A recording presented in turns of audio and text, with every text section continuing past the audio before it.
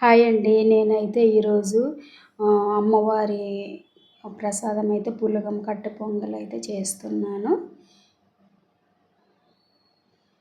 First day అండి కట్టె పొంగలైతే చేస్తారంట. ఒక గ్లాసు బియ్యానికి ఒక గ్లాసు పెసరపప్పు అయితే కడిగేసి శుభ్రం కడిగి ఒక అరగంట సేపు అయితే నానబెట్టుకున్నాను.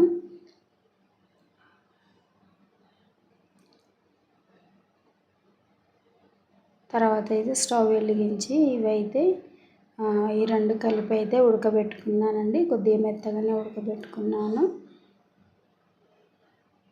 3 గ్లాసుల వాటర్ అయితే వేసాను. ఒక కప్పుడు పెసరపప్పు, కప్పుడు బియ్యానికి అయితే. వీటి మీద అయితే మూత కూడా పెట్టుకున్నాను తొందరగా ఉడుకుతుందని. నా దగ్గర అయితే కుక్కర్ ఉంది కానీ అది విజిలే రావట్లేదు అసలు. ఇందులో అయితే కొద్దిగా పసుపు వేసాను.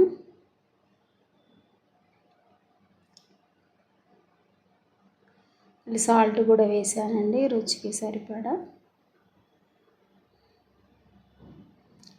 ఈ విధంగా అయితే మెత్తగా అయితే ఉడికిపోయింది.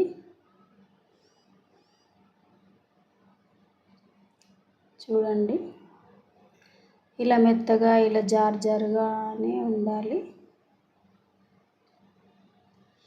తర్వాత అయితే ఇంకా స్టవ్ పైన ఇట్లా పోపు అయితే వేయించుకున్నాను. నెయ్యితోటైతే పోపు వేయించుకున్నాను. 2 స్పూన్ల నెయ్యి వేసి 1 స్పూను ఆయిల్ కూడా వేసాను.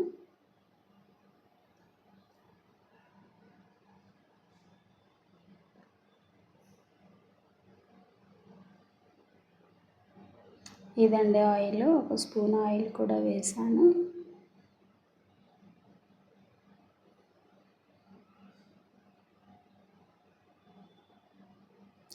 మిరియాలు అయితే వేసాను. వీటిని అయితే మంచిగా వేయించుకున్నాను.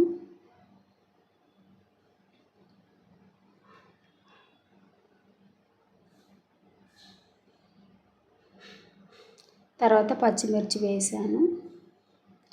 ఒక 4 పచ్చిమిర్చి అయితే కట్ చేసుకొని అయితే వేసుకున్నాను.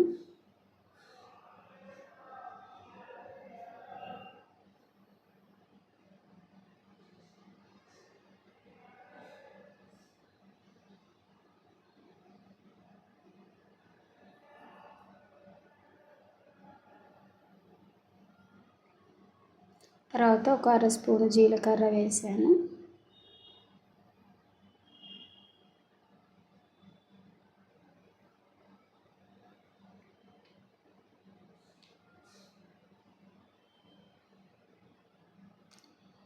ఇవైతే కట్ చేసుకొని పెట్టుకున్న అల్లం ముక్కలండి.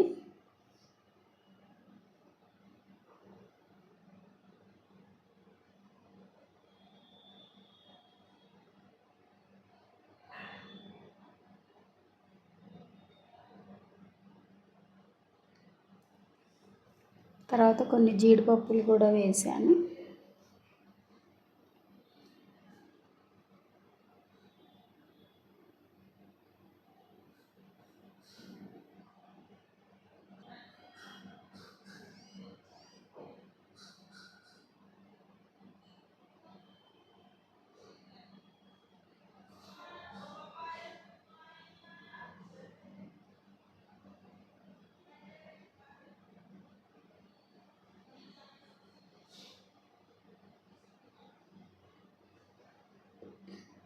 అన్నీ మాడిపోకుండా అయితే స్టవ్ అయితే సిమ్లో పెట్టుకొని ఈ విధంగా అయితే కలుపుకుంటా ఉన్నాను.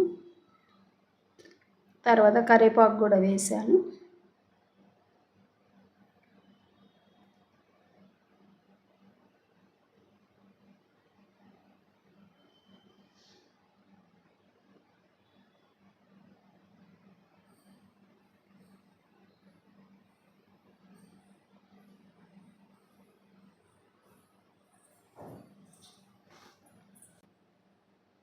ఈ విధంగా అయితే పోపునైతే మాడకుండా జాగ్రత్తగా అయితే వేయించుకున్నాను.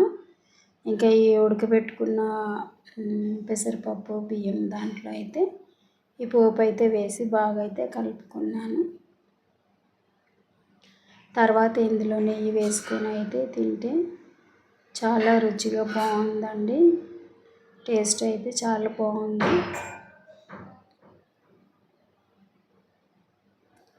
నాకైతే నచ్చింది. మరి మీకేమనిపించిందో కామెంట్ బాక్స్లో కామెంట్ చేయండి. మీకు నచ్చితే మీరు కూడా చేసుకోండి. నా వీడియో లైక్ చేయండి, షేర్ చేయండి, సబ్స్క్రైబ్